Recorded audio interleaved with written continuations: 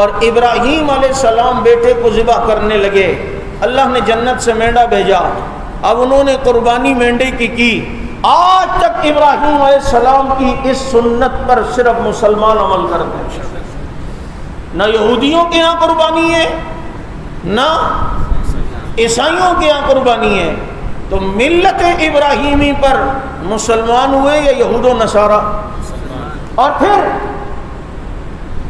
اسلام ملت اور امت دونوں کو لے کے چلا ہے۔ آپ دیکھیں ہماری نماز میں درود ابراہیمی ہے، جس میں ہم اس بات کا اظہار کرتے ہیں اللہم صلی علی محمد وعلی آل محمد کما صلیت علی ابراہیم وعلی آل ابراہیم انک حمید مجید۔ ہم ابراہیم علیہ السلام پر درود پڑھ کے ملت اور امت کو یوں ملا کر لے کر ساتھ چل رہے ہیں۔ اور پھر دوسری چیز، مسلمانوں کی دو عیدیں ہیں، اب دو عیدیں ہیں، ایک عید رمضان کے روزوں کی وجہ سے ملی اور دوسری عید قربانی کی وجہ سے ملی۔ اب یہ جو رمضان کے روزے ہیں، یہ روزے پہلے کسی امت پر نہیں تھے، یہ جو عید ہے یہ امت کی علامت ہے کہ نبی علیہ السلام کی امت کو روزے ملے۔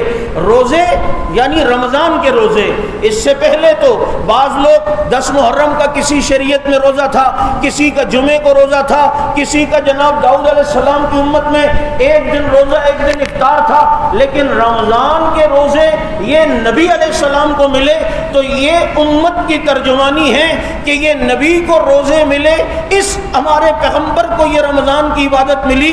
تو اس رمضان کی عبادت کے بعد رب خوش ہوا تو کہا کہ اب تمہاری عید ہے، یہ امت کی علامت ہے کہ یہ نبی کی شریعت پر عمل پیرا ہونے کے بعد اب ہمیں عید ملی ہے۔ اب جو دوسری عید ملی ہے یہ ابراہیم علیہ السلام کی سنت پوری کرنے کے بعد ہمیں جناب عید الاضحیٰ ملی ہے، یہ قربانی ابراہیم علیہ السلام کی سنت ہے۔ یہ حج کے کتنے طریقے ابراہیم علیہ السلام کی ادائیں ہیں، یہ ان کی اداؤں کی جھلکیاں ہیں۔ تو ہمیں جو عید الاضحیٰ ملی یہ ملت کی علامت ہے۔ عید چھوٹی ملی عید الفطر، یہ امت کی علامت، عید الاضحیٰ ملی تو یہ ملت کی امامت۔ تو اب بتاؤ ملت اور امت، ابراہیم اور محمد، ان کی شریعت اور ان کی محبت کو اگر جو لے کے چلے ہیں تو صرف مسلمان لے کے چلے ہیں، نہ یہودی لے کے چلے ہیں نہ عیسائی لے کے چلے۔ بات سمجھ آئی نہیں آئی؟